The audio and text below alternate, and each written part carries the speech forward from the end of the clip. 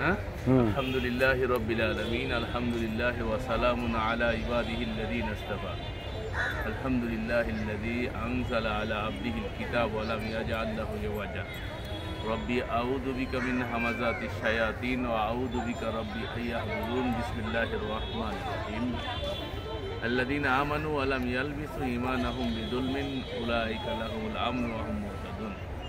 इस वक्त हम खड़ा हुआ है दिल्ली के जामा मस्जिद के सामने। तो हम थोड़ा वक्त यहाँ आया है काम के वास्ते, तो थोड़ा बात करते हैं कुरान से।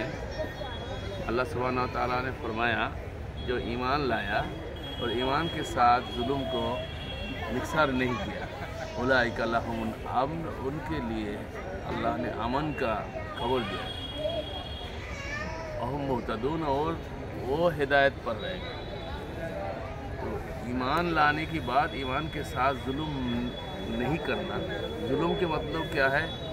अल्लाह ने दूसरी आयत में फरमाया कुरान करीम में सूरह लुकमान के नसीहत जो अल्लाह ने कोट किया है कुरान में, और अल्लाह ने फरमाया ये वइज़ क़ाल लुक़मान लिइब्निही व हुवा यइज़ुहु या बुनय्या ला तुश्रिक बिल्लाह इन्न अश-शिरका लज़ुल्मुन अज़ीम। लुक़मान ने अपने बेटे से फरमाया ये बेटे तुम अल्लाह के साथ शरीक न करो, अल्लाह के साथ शरीक करना ये सबसे बड़ा जुल्म है।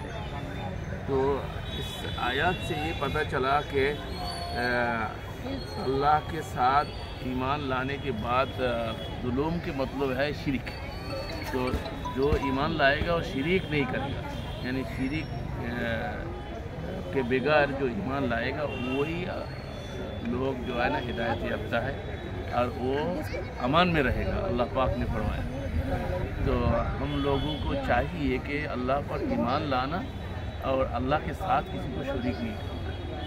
तो आज जो हो रहा है सारी दुनिया में मुसलमानों की जो हालत है, ये हाल जो हम देख रहा है चारों तरफ मुसलमान जिल्लती के जीवन ज़िंदगी बसर रहा है, इसका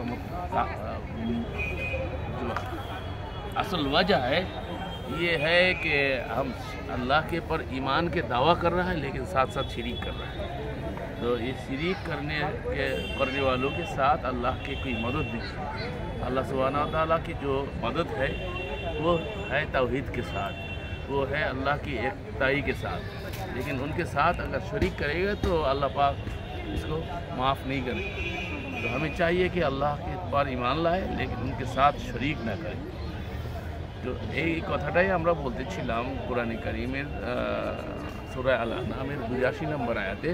সেখানে আল্লাহ সুবহানাহু ওয়া তাআলা বলছেন যারা ঈমান এনেছে কিন্তু ঈমানের সঙ্গে শিরককে মিশ্রণ করে নাই, উলাইকা লাহুমুল আমন, তাদের জন্য সার্বিক নিরাপত্তা, ওয়াহুম মুহতাদুন, এবং তারাই হিদায়াতের পরে সঠিক পথে পৌঁছে। তো ঈমানের সাথে জুলুম কাকে বলে আমরা একটা আয়াত কোট করেছিলাম সূরা লুকমানে। আল্লাহ রাব্বুল আলামিন লুকমানের নসিহতকে কোট করেছিলাম কোরআনে। লুকমানের নসিহত আল্লাহর কাছে এত ভালো লেগেছে, পিতা পুত্রের নসিহত। পিতা তার পুত্রকে ওয়াজ করছে, বিশাল জনসমাবেশ নাই, শুধু এক পিতা তার পুত্রকে নসিহত করছে, সেটা আল্লাহর কাছে এত ভালো লাগছে। আল্লাহ রাব্বুল আলামিন কোরআনে কারীমের কালজয়ী কিতাবে সেটাকে কোট করছে। আল্লাহ বলছেন যে وإذ قال لقمان لابنه وهو يعظه يا بني لا تشرك بالله إن الشرك لظلم عظيم। হে বৎস, তুমি আল্লাহর সাথে কাউকে শরীক করবে না, নিশ্চয়ই শিরিক হচ্ছে সব থেকে বড় জুলুম। এই আয়াতের দ্বারা এটা বোঝা গেল যারা ঈমান আনবে কিন্তু ঈমানের সাথে শিরিককে মিশ্রণ করবে না, তার মানে হচ্ছে ঈমান হতে হবে শুধুমাত্র আল্লাহ রাব্বুল আলামিনের প্রতি, এবং আল্লাহর প্রতি যে ঈমান সেই ঈমানের ক্ষেত্রে আমাদেরকে আল্লাহর সত্তা এবং তার গুণাবলীতে কোনো শরীক করা যাবে না। আল্লাহর হুকুমে, আল্লাহর আইনে, আল্লাহর কানুনে অন্য কানুন মিশ্রণ করা যাবে না। শুধুমাত্র আল্লাহর আইন মানতে হবে, আল্লাহর কানুন মানতে হবে। যেহেতু তিনি আমাদেরকে সৃষ্টি করেছেন এবং সৃষ্টি করে আমাদের জন্য বিধান দিয়েছেন, তো যে জিনিসটাকে যে আবিষ্কার করে সে তাকে কিভাবে পরিচালনা করতে হবে তার বিধানটা সেই দিয়ে থাকে।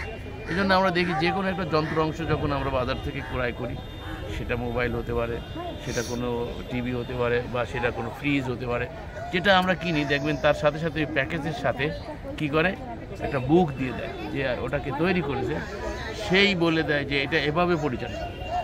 ওইটা যদি আপনি আপনার মন মতো চালাইতে চান তাহলে দেখা যাবে যে হিতে বিপরীত হবে। ওইটার থেকে উপকারের পরিবর্তে যে উদ্দেশ্যে ওটাকে তৈরি করা হয়েছে তা আরও ক্ষতির কারণ হয়ে যাবে। তো এই জন্য আমরা যে কোনো জিনিস ব্যবহার করতে গেলে ব্যবহারবিধি জানি যে তার আবিষ্কারক, যে তার স্রষ্টা, যে তার যেটাকে তৈরি করেছে।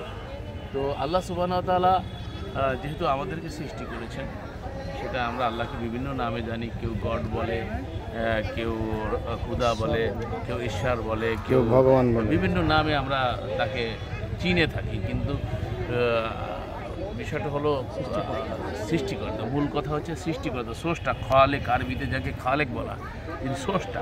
তো যেহেতু তিনি আমাদেরকে সৃষ্টি করেছেন, তো আমরা আইন মানব, বিধান মানব তারই। এই জন্য তিনি আমাদেরকে সৃষ্টি করে আমাদের জন্য বুক দিচ্ছেন, এবং বুককে কীভাবে পরিচালনা করতে হবে তার জন্য নবী রাসূলের ধারা অব্যাহত রেখেছেন।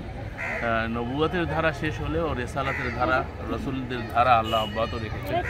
তারা কোরআনকে, আল্লাহর বিধানকে প্রচার করবে এবং সেটাকে বাস্তবায়ন করবে। তো এর মধ্যেই আমাদের সফলতা। যদি এই কানুনের সাথে, আইনের সাথে অন্য কোনো মিশ্রণ করি, তাহলে সেটাই হয় শিরিক। তো যখন শিরিক হবে তখন তার আর এই অপরাধকে আল্লাহ ক্ষমা করবেন না। আল্লাহ কোরআনে স্পষ্টত ঘোষণা দিয়েছেন,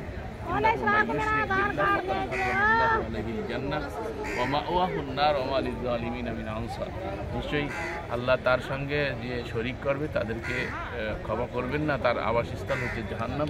ওয়া লিয-যালিমিনা মিন আনসার, তাদের কোনো সাহায্যকারী নেই।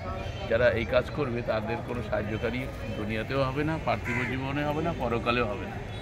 তো এই জন্য আমাদেরকে শিরিক মুক্ত জীবনযাপন করতে হবে, তাহলে ইহকালীন জীবনে আমরা সফলতা পাবো, পরকালীন জীবনেও আমরা মুক্তি পাবো। মহান আল্লাহ আমাদের সকলকে শিরিক মুক্ত ঈমান আনয়ন করার তৌফিক দান করুন। ওয়া আলা রাসূলিল্লাহিল বালাগুল মুবিন।